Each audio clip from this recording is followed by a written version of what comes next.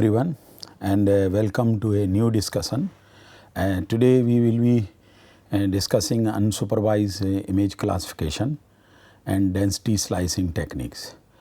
You know that classification, image classification is the main purpose of that is to reduce the number of variations in among pixel values to just few, so that we can use these images once they are classified directly to various purposes like geologic terrains, mineral exploration, alternate sun mapping, land use and land cover, which is or vegetation mapping, or many other things we can use this. So this is non-exhaustive list. Classification, image classification is generally of two types. One is supervised classification and another one is the unsupervised classification. In unsupervised classification, what we do, we submit the image to the basically to the software which is having some inbuilt algorithms, and based on that it classify images. And there are different techniques for unsupervised classification techniques. So one can choose that I want to classify my image using this algorithm, and once I choose, then image is classified. So human interventions or human intelligence is used in a very limited way. However, in case of supervised classification, throughout the classification process, the human interventions plays very important role.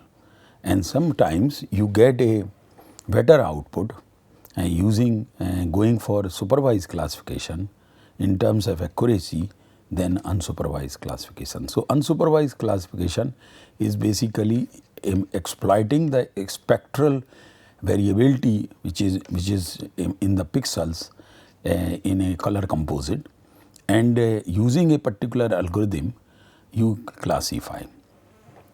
So image classification is basically science of converting your remote sensing data or images into a meaningful categories representing surface conditions or classes. An image is basically a continuous data, and if I talk about a single band scenario and 8-bit scenario, then the values within an image can vary between 0 to 255. This is the best possible scenario that values can. However, as you have seen through various examples, the generally histograms of raw image or input image doesn't occupy the full dynamic range. So in this image classification, what we do, we categorize. Instead of having a full dynamic range of two, roughly you can say in a single band image, you may have 255 classes. So you are reducing those numbers to just maybe 5, 6, 7 categories of maybe land uses, maybe land cover, maybe lithology, or many other things which we use in different applications. So that is why we call as a meaningful categories representing surface conditions, or in short we also call classes, and in some way we can also call as a feature extraction, because after all these are features. Features may be a forest, feature may be a built up land, feature may be a water body, feature may be a river, a mountain, and so on. So ultimate aim is of image classification, either unsupervised or supervised, is to extract features, and or sometimes we say object extractions also. So this is basically spectral pattern recognition, which classifies a pixel of an image based on its pattern of radiance measurements. After all, an image is having this radiance measurement may be in terms of reflection or emission. So generally we perform image classification on the images which are representing reflected values, and that's the more common thing. However, we can also have a spatial pattern recognition which classifies a pixel based on its relationship to the surrounding pixel. So in this spatial pattern recognition, and the neighborhood pixels which are in neighborhood are also considered. However, this kind of pattern recognition, because image classification is also a kind of pattern recognition.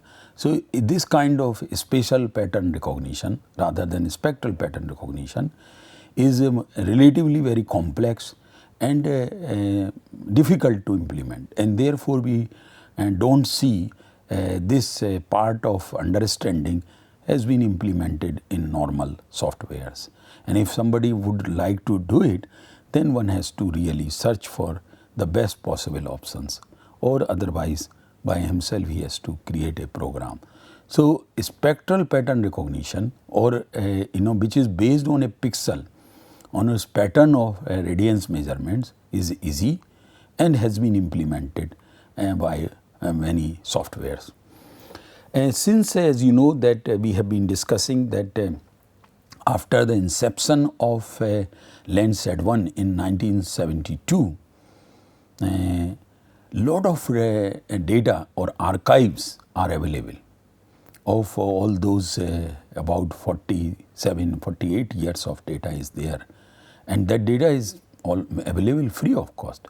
So people also would have started using this archive or these archives of different sensors or this remote sensing data in temporal pattern recognition, how things are changing. Lot of now currently the major use of remote sensing data, and especially this archive data, is in trend analysis, the change detection studies. That means temporal pattern recognition. So that kind of recognition, that kind of work is going on, especially because a lot of changes are taking place, have already taken place due to climate change or global warming. And therefore, these old data, 1972 onward of remote sensing data, has become a really very good assets, and that too, as you know, that remote sensing images records things unbiasedly, because after all there is an instrument or a sensor which scans and records the things. There is no human interventions or influences in the images when these are being recorded. So these are the true recordings, unbiased recordings of the events, unbiased recordings of the features or classes or surface conditions of that time. If these have been recorded in 1972, this was the situation in 1970. So if I want to compare between 1972 to 2019, I may use these two images and can see the temporal pattern changes or change detection I can do. So that's another big application of archived remote sensing data is in temporal change pattern. This part I have just already mentioned, that is unsupervised classification and supervised classification. Two techniques are there. Here what we do in unsupervised classification, which we will be discussing further here in this particular discussion, that aggregating into natural spectral grouping or clusters or categories, because after all image is, as I mentioned, is a continuous varying pixel values are there in a two-dimensional matrix. And what in classification we are trying to do, we are putting these pixels into different categories or clusters. And in this one, because this is unsupervised, completely being done based on algorithm by a software on computer, so there is no knowledge of about thematic land cover class at this stage. Only when we go and do unsupervised classification over and say false color composite, what do we say, that I want to classify in 7 classes and I want to use this algorithm, which we will be discussing. So once you have chosen these two things, the computer or your software will classify. But they, without having any knowledge or intelligence, human interventions are only up to these two stages: the number of classes you declare and which algorithm, which method you want to use, that is. Whereas in case of supervised classification, which is based on looks like most, that probably these group of pixels are falling in this category. And therefore, through human interventions, through selecting the training sets and training areas either, you put certain inputs from your own based on your interpretation and intelligence, and then rest is done by the computer.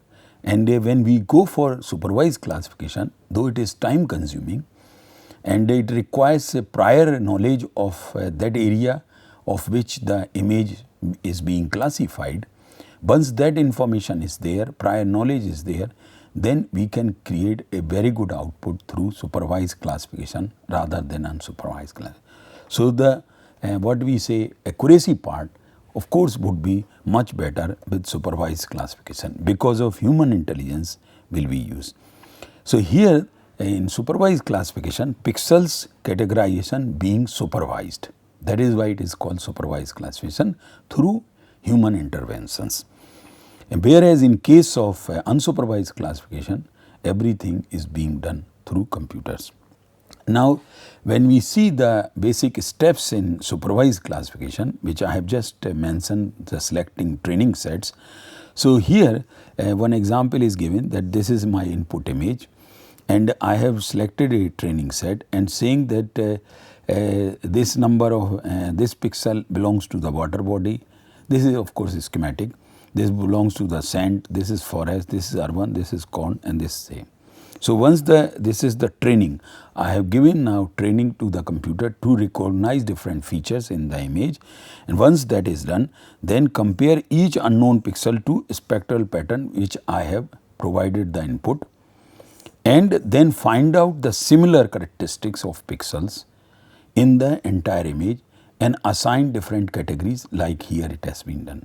So F is of course forest here, and then maybe C for corn cover or cornfield, and W for water, and so on and so forth. So output stage that is present here which is showing number of classes which are here, number of classes we are choosing what total 6, and your output will be also 6, but human interventions are there.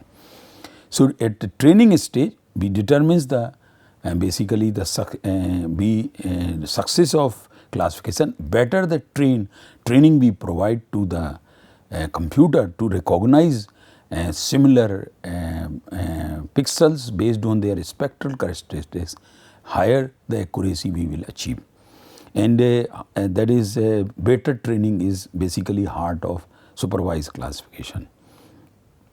Now in when I have been discussing about histogram, at that time or also the spectral curves, I said that these are the fundamentals of remote sensing digital image processing, and those things are we are revisiting again for different discussions. Now here this is image histogram, and by looking this, of course this is schematic, but by looking these we can identify different different features which are present within an image in a particular band. Generally water will have a less reflection, so as we are seeing, and land open land without means just a land part, we may have a higher pixel values, and different vegetation may have different, soil may have other things. But the same histogram we can also plot in a two-dimensional, or that in that way we call as a scatter plot. And when we do this thing, because in single image histogram wherever the overlap is there, like in this part, then it is difficult to discriminate or pick these different features which are present in image.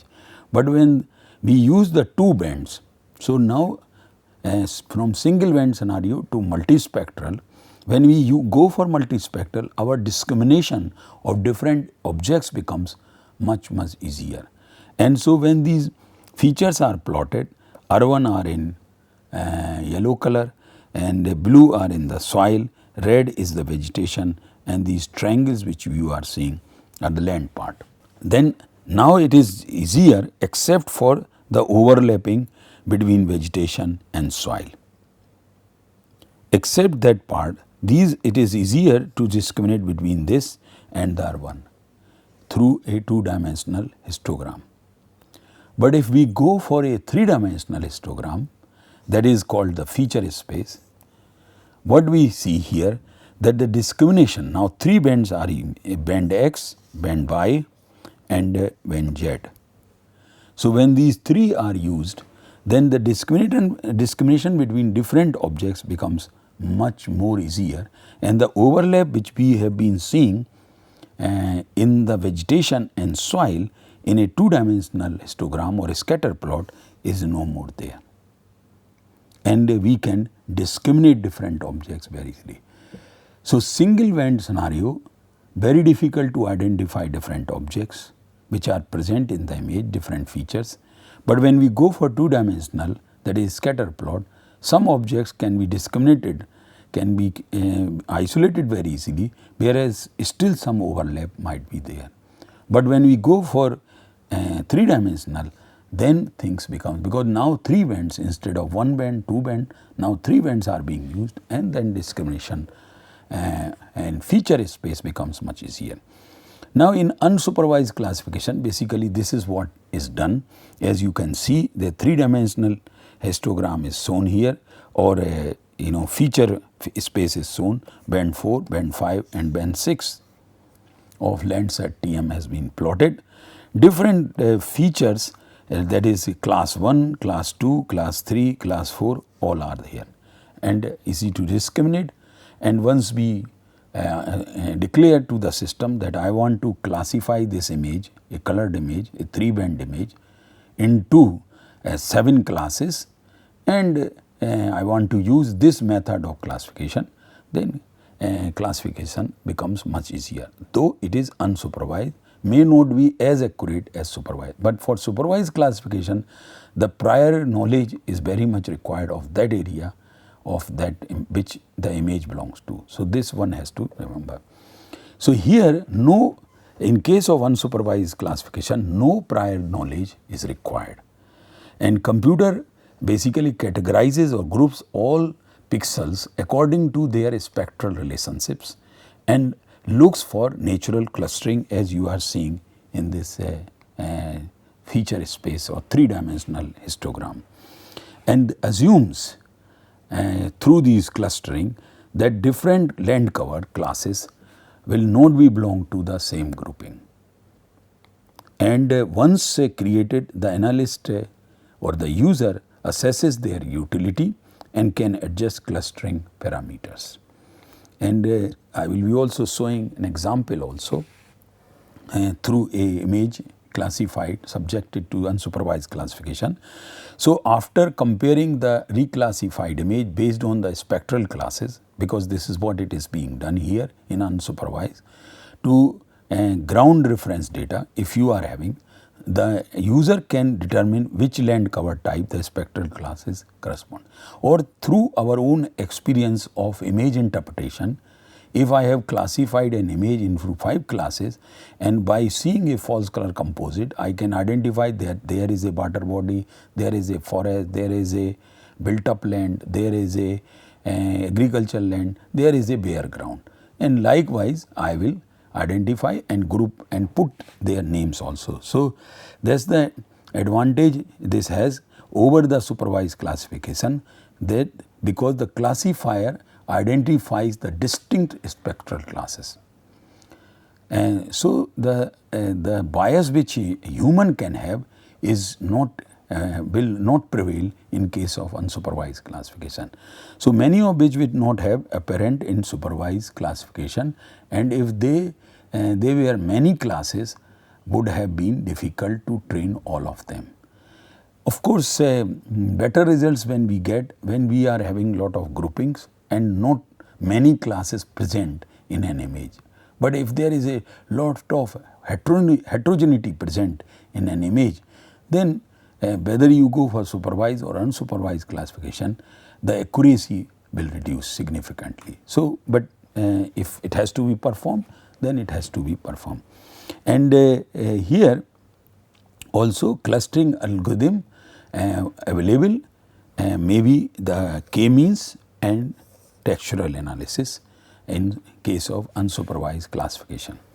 So, an image has been subjected to unsupervised classification.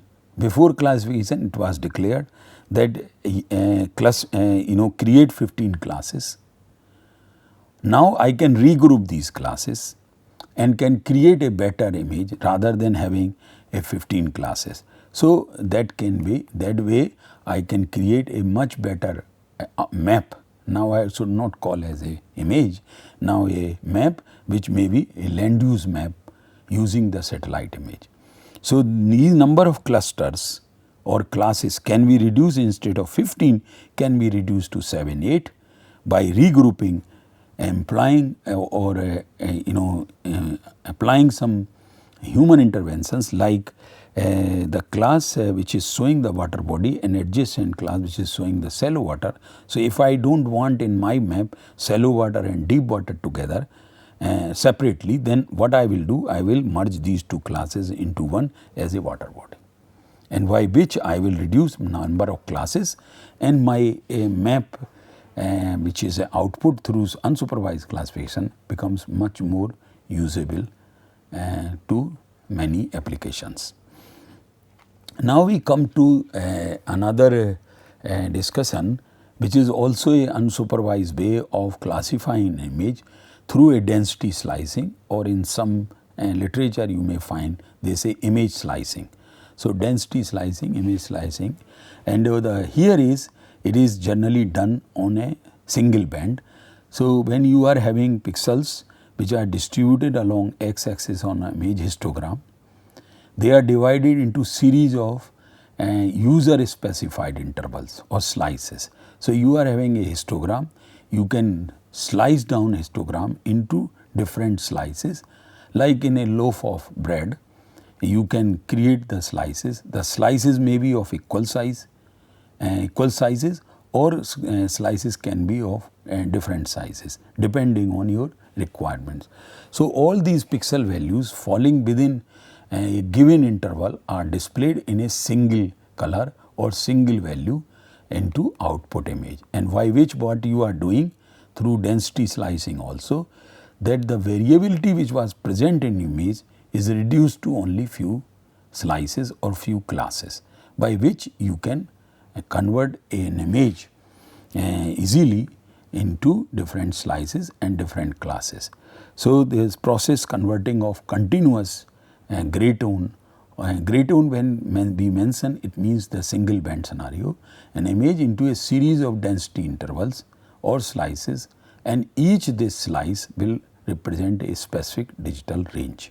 For example, here what we are seeing, an input image is here, and it has been classified that pixels which are having value between 0 to 15 are assigned red color. A category name will also be assigned in your legend, that values which are 0 to 15 might be water bodies. Now, pixel values which are 16 to 32 are green, maybe your vegetation, and so on so forth. So, here the slicing is done like this. Now, here what is basically is done in this example is a sort of slicing of almost of same thickness. Sometimes it is not necessary to slice down an image into same thickness like a loaf of bread, as I said. All slices need not to be of same thickness. You can, as per your requirements, you can change and can create a direct output from a grid level map.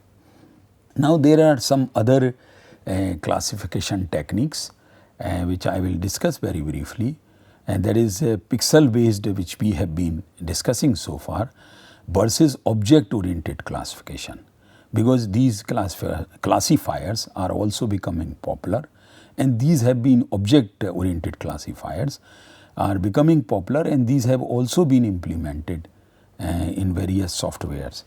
So, in most of these image classifiers, classification which were based on processing the entire scene pixel by pixel in a pixel based, and this is common we say per pixel or pixel based classification.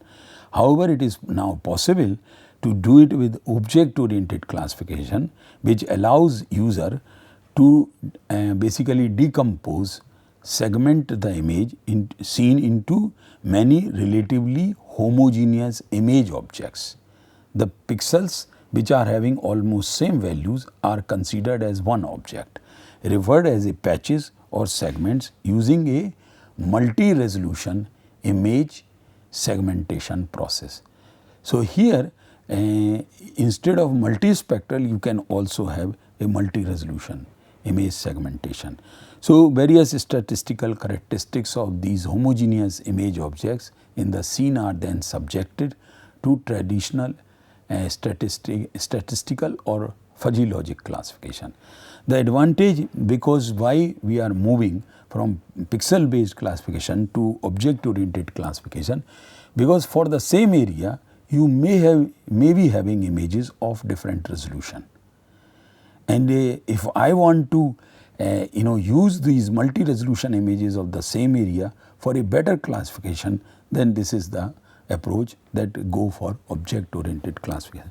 Though relatively understanding wise and software point of view, coding point of view, it is little difficult. However, this object oriented classification, which is based on image segmentation or decomposition, is often used for the analysis of high spectral resolution imagery.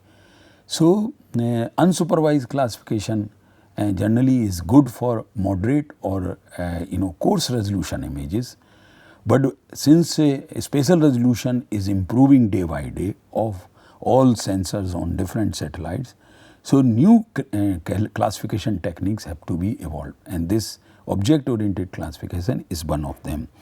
For example, here a 1 by 1 meter space imaging, that is a Iconos here is the name of the satellite on which panchromatic data of 1 meter resolution became possible or was available. Then we had a quick bird satellite by the digital globe, and this is 61 centimeter 0.61 meter resolution. So, as we move towards higher and higher resolutions, spatial resolutions, the conventional classification techniques cannot be applied, and therefore one has to move towards object oriented classification. So, this brings to end of this discussion, especially about three things which we have discussed here.